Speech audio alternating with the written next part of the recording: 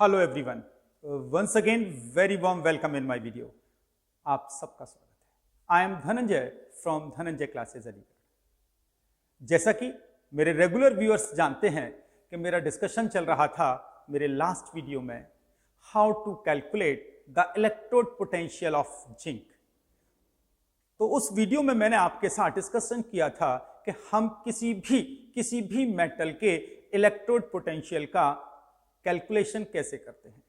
लेकिन इस वीडियो के बाद लॉट्स ऑफ स्टूडेंट्स के ऑलमोस्ट सेम कमेंट आए, सर हमें यह कैसे पता पड़ता है कि जिंक का मानक अपचयन विभव नेगेटिव होगा, और सर यदि हम कॉपर ले लेते तो कॉपर का मानक अपचयन विभव पॉजिटिव होगा।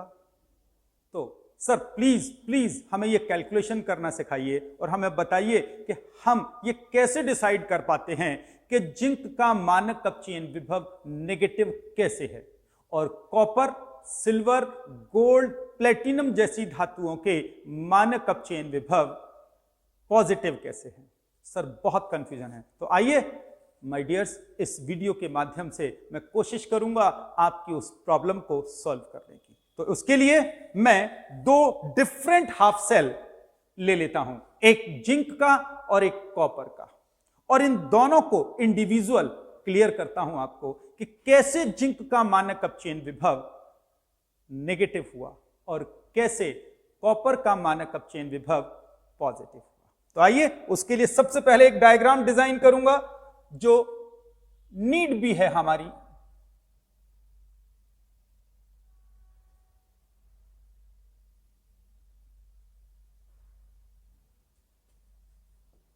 आप सबसे रिक्वेस्ट करूंगा थोड़ा सा पेशेंस रखिएगा जब तक इस डायग्राम को डिजाइन करूं, क्योंकि डायग्राम ही किसी आर्टिकल की एग्जैक्ट स्ट्रेंथ होती है।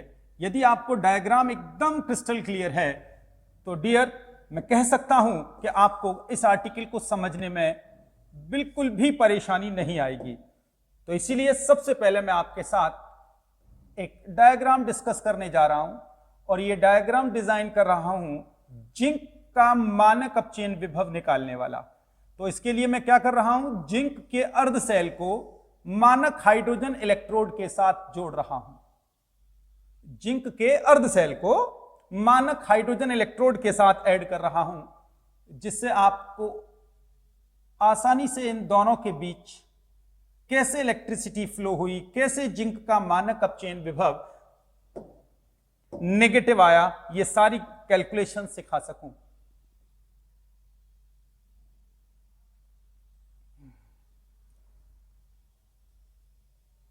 बस थोड़ा सा पेशेंस रखिएगा, मैं कोशिश करूंगा आपको इन आर्टिकल्स को एकदम क्लियर कर सकूं।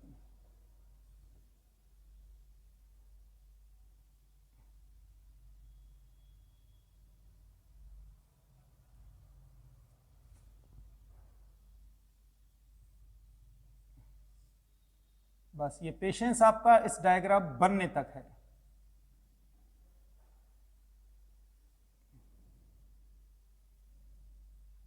और आप जानते हैं हमने इसके अंदर जो लास्ट डायग्राम में डिजाइन किया था इलेक्ट्रोड, वो हमने किसका बनाया था? यस, प्लेटिनम इलेक्ट्रोड हमने डिजाइन किया था, और उस प्लेटिनम इलेक्ट्रोड के अंदर हमने प्लेटिनम ब्लैक की एक परत चढ़ाई थी मानक हाइड्रोजन इलेक्ट्रोड की कैलकुलेशन के लिए। ठीक है फ्रेंड्स, और इन दोनों का संबंध कर देते हैं अब हम एक गैल्वेनोमीटर से। उम्मीद है गैल्वेनोमीटर पता होगा, विभव मापी होता है जो किसी सेल के विभव को कैलकुलेट करता है। इनके बीच एक लवण ब्रिज लगा देते हैं, जिसकी जरूरत किस चीज के लिए है? हमें इन दोनों अर्ध सेलों का आंतरिक संबंध बनाने के लिए। लवण ब्रिज के बारे में मैंने अपने वीडियो नंबर 17 और 18 में बहुत डिटेलिंग की है। यदि आप मेरे रेगुलर व्यूअर्स हैं तो आप जानते होंगे कि मैंने इसके साथ आपको डिस्कस कर लिया है। और यदि मेरे नए व्यूअर्स हैं तो वापस आप सबसे रिक्वेस्ट करूंगा कि जल्दी से मेरे चैनल धनंजय क्लासेस पर जाइए और मेरे वीडियो नंबर 17 और 18 को देखिए एक बार, जिससे आपको लवण ब्रिज, अर्ध सेल, इन सब की जानकारी हो जाएगी।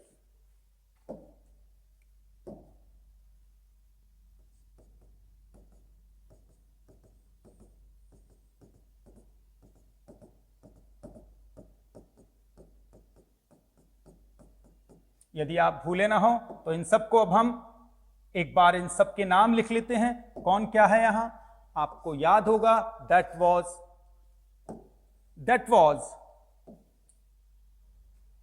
नीचे लिख लेते हैं zinc sulphate solution, it is zinc electrode, it is platinum electrode and it is 1M HCl solution।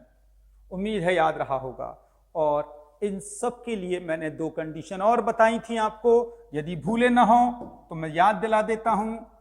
Temperature 25 degree Celsius रहना चाहिए और 1 atm, एक वायुमंडल प्रेशर रहना चाहिए इस पूरे अपरेटस में। मैंने अपने वीडियो नंबर 19 में ये एक डायग्राम बनाया था और इस डायग्राम के अंदर मैंने आपको बताया था कि विद्युत रासायनिक श्रेणी के अध्ययन से पता चलता है कि जिंक का प्लेसमेंट, जिंक की उपस्थिति हाइड्रोजन से ऊपर है, यानी कि zinc has more tendency to lose electron in comparison to the hydrogen, यानी कि जिंक की हाइड्रोजन की तुलना में इलेक्ट्रॉन देने की प्रवृत्ति ज्यादा होगी। यानी कि इस रिएक्शन के अंदर इस चार्ट में हम ध्यान दें तो हमारे इलेक्ट्रॉन्स इस डायरेक्शन में जाएंगे, इस तरफ आएंगे हमारे इलेक्ट्रॉन्स। क्यों? क्योंकि जिंक ज्यादा रिएक्टिव है हाइड्रोजन से, जिंक ज्यादा क्रियाशील है हाइड्रोजन से। इसीलिए इस सेल में मैंने आपको बताया था कि जब हम इसमें एनोड की रिएक्शन देखेंगे तो एनोड पर क्या होगा, जिंक +2 आयन देगा और 2 इलेक्ट्रॉन देगा, यानी कि इस पर क्या प्रोसेस होगी, ऑक्सीडेशन की। याद आया आपको? तो क्योंकि यहां पर जिंक हाइड्रोजन के कंपैरिजन में अधिक नेगेटिव है, इलेक्ट्रॉन अधिक डोनेट करने की प्रवृत्ति रखता है, इसीलिए जिंक से इलेक्ट्रॉन फ्लो होंगे अपर सर्किट में और वो किधर की तरफ जाएंगे, हाइड्रोजन की तरफ जाएंगे। यानी कि इस क्रिया में, इस सेल में जिंक इलेक्ट्रॉन डोनेट करने के कारण एनोड की तरह बिहेव करता है। ऑन द अदर हैंड, यदि अब अदर हैंड देखते हैं हम, कैथोड पर क्या होगा, कैथोड क्या हो जाएगा यहां पर, हाइड्रोजन। अब जो स्टैंडर्ड हाइड्रोजन इलेक्ट्रोड है इस सेल में कैथोड की तरह बिहेव करेगा। क्यों करेगा? क्योंकि जब जिंक इलेक्ट्रॉन दे रहा होगा तो जिंक इलेक्ट्रोड पर ऑक्सीडेशन हो रहा होगा और जिस इलेक्ट्रोड पर ऑक्सीडेशन होता है वो हमेशा एनोड होता है। और बाह्य सर्किट में ये इलेक्ट्रॉन कहां पहुंचे, हाइड्रोजन पर, और हाइड्रोजन इलेक्ट्रोड पर पहुंचने के बाद क्या प्रोसेस हुई यहां पर, यहां हाइड्रोजन आयन इन 2 इलेक्ट्रॉन को एक्सेप्ट करके हाइड्रोजन गैस फॉर्म कर देते हैं। और कौन सी प्रोसेस होती है यहां, रिडक्शन। आप अच्छे से जानते हैं ऑक्सीकरण ये है और ये है अपचयन। ठीक फ्रेंड्स, तो यहां आपने क्लियर महसूस किया कि इलेक्ट्रॉन का फ्लो क्योंकि जिंक से हाइड्रोजन इलेक्ट्रोड की तरफ है, इसीलिए हमेशा जिंक एनोड माना जाएगा इसमें और कैथोड हमेशा हाइड्रोजन माना जाएगा। यह बात क्लियर। और जब हम ई सेल कैलकुलेट करते हैं, यदि भूले ना हो ई सेल, और ई सेल निकालने के लिए आपको मैंने फॉर्मूला बताया था, ई सेल बराबर होता है ई कैथोड माइनस ई एनोड। यदि भूले नहीं होंगे तो अच्छे से याद होगा। और इस प्रोसेस में आप पता है, आप जानते हैं कैथोड क्या है, हाइड्रोजन इलेक्ट्रोड, और एनोड क्या है, जिंक इलेक्ट्रोड। और मैंने अपने वीडियो नंबर 19 में इस बात को स्पष्ट कहा था कि हाइड्रोजन का मानक अपचयन विभव सदैव शून्य माना जाता है। तो आइए इसकी वैल्यू पुट कर देते हैं, शून्य रख देते हैं। और जिंक का मैंने बताया था होता है 0.76 वोल्ट। और वो कैसे पता पड़ा था? जब हमने इस परपथ के अंदर विभव मापी से, इस गैल्वेनोमीटर से विभव मापा था, तो ये विभव कितना आया था? 0.76 वोल्ट। इस 0.76 वोल्ट को माय डियर मैंने इसमें रख दिया, और जब इसको सॉल्व किया तो मुझे क्या मिला my dear? That was -0.76 volt. और इस प्रकार मैंने अपने पिछले वीडियो नंबर 19 में आपको जिंक का मानक अपचयन विभव निकालना सिखाया। तो आप देख सकते हैं जिंक का मानक अपचयन विभव नेगेटिव क्यों आ रहा है? क्योंकि बाह्य परपथ में इलेक्ट्रॉन का फ्लो जिंक से हाइड्रोजन इलेक्ट्रोड की तरफ है। यहां जिंक एनोड की तरह वर्क कर रहा है और हाइड्रोजन कैथोड की तरह वर्क कर रही है। और जब ई सेल के फॉर्मूले में हमने इनकी दोनों की, हाइड्रोजन मानक अपचयन विभव जो सदैव शून्य होता है वो, और गैल्वेनोमीटर में आए इस विभव को जो जिंक का आया था उसको रखा, तो पता पड़ा जिंक का मानक अपचयन विभव नेगेटिव आया। Is that clear? आइए जल्दी से दूसरे वाले आर्टिकल पे ले लेता हूं। अब एक और डायग्राम ड्रॉ करेंगे हम लोग माय डियर्स, और ये डायग्राम ड्रॉ करेंगे। पहले मुझे ड्रॉ करने दीजिएगा डायग्राम, उसके बाद फिर आपकी सारी क्वेरीज शांत करूंगा माय डियर्स।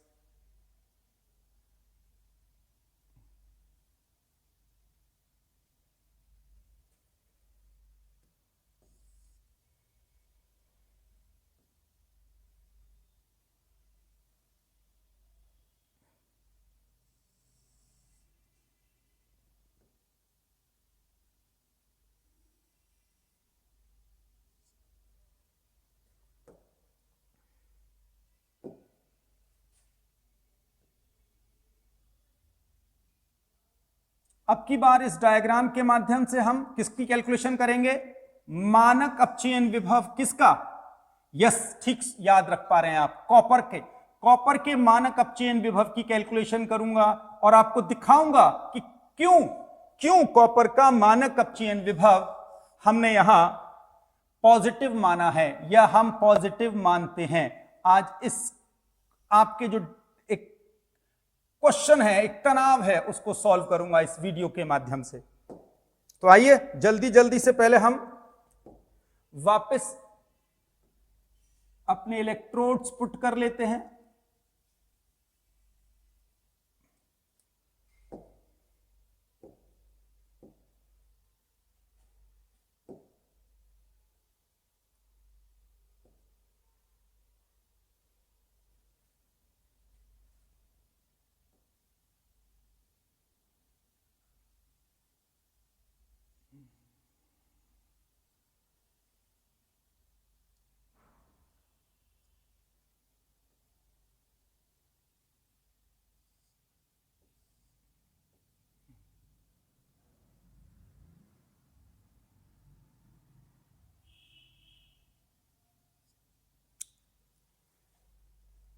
भूले नहीं होंगे तो यहां हम क्या पास आउट करते हैं? हाइड्रोजन। ठीक है ना, लिख लीजिएगा जिससे आपको याद रहे। और इसके अंदर वापस इलेक्ट्रोड लगा देते हैं। प्लेटिनम इलेक्ट्रोड है जिस पर प्लेटिनम ब्लैक की परत चढ़ी होगी।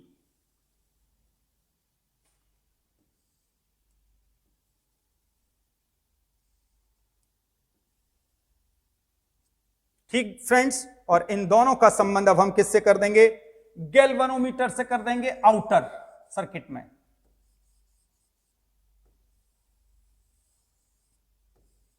और इनके बीच लगा देंगे एक लवण ब्रिज। और ये लवण ब्रिज किसका काम करता है? सेल की विद्युत उदासीनता को बनाए रखता है और सेल के आंतरिक सर्किट को, इंटरनल सर्किट को कंप्लीट करता है। ये आप सब ने मेरे अपने लास्ट वीडियो में मुझसे सीख लिया था। उम्मीद है आपको ये सब चीजें याद होंगी।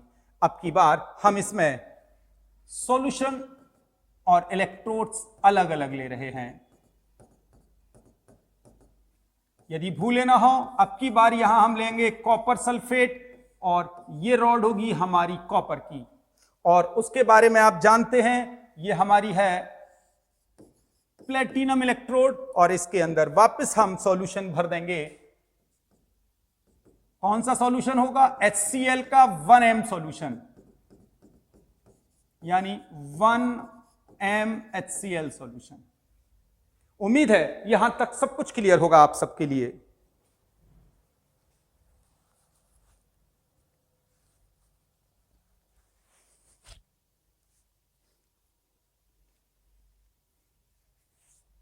ठीक है, तो अब यदि हम इस पूरे परपथ में देखें, इस पूरे अर्ध सेल में देखें, तो एक चीज बड़ी इंपॉर्टेंट हो रही है। इस वाले में इलेक्ट्रॉन का फ्लो हो रहा था जिंक से हाइड्रोजन की तरफ। तो सवाल हमने बताया था कि क्योंकि जिंक हाइड्रोजन की तुलना में अधिक अधिक अधिक आसानी से इलेक्ट्रॉन डोनेट करती है, अधिक सक्रिय है, इसलिए इलेक्ट्रॉन डोनेट कर देती है। लेकिन जब हम हाइड्रोजन और कॉपर की तुलना करते हैं माय डियर, तो आप विद्युत रासायनिक श्रेणी के अनुसार जानते हैं कि कॉपर की पोजीशन हाइड्रोजन से नीचे है, यानी कि कॉपर हाइड्रोजन की तुलना में इलेक्ट्रॉन डोनेट करने की प्रवृत्ति कम रखता है। तो क्या होगा इस बार, अब की बार इलेक्ट्रॉन का जो फ्लो होगा वो इस डायरेक्शन में होगा, यानी अब की बार इलेक्ट्रॉन हाइड्रोजन से कॉपर की तरफ आएंगे, यानी कि अब एनोड कौन हो जाएगा इसमें? एनोड हो जाएगी हमारी हाइड्रोजन। और क्या रिएक्शन होगी यहां पर? यहां पर हाइड्रोजन इलेक्ट्रॉन डोनेट करेगी, और आप जानते हैं हमेशा जो इलेक्ट्रॉन डोनेट करता है उस इलेक्ट्रोड पर ऑक्सीडेशन होता है, और जिस पर ऑक्सीडेशन होता है वो एनोड होता है। तो इस रिएक्शन में एनोड हाइड्रोजन हो गया। क्यों? क्योंकि इस पर ऑक्सीडेशन प्रोसेस हो रहा था, ऑक्सीकरण हो रही थी इस पर। अब ये इलेक्ट्रॉन जब हाइड्रोजन से निकले तो कहां गए? कॉपर के पास, कॉपर इलेक्ट्रोड पर। और इस कॉपर इलेक्ट्रोड ने क्या किया? इन इलेक्ट्रॉन्स को गेन कर लिया। कैसे गेन किया? आइए मेरे साथ। यहां कॉपर ने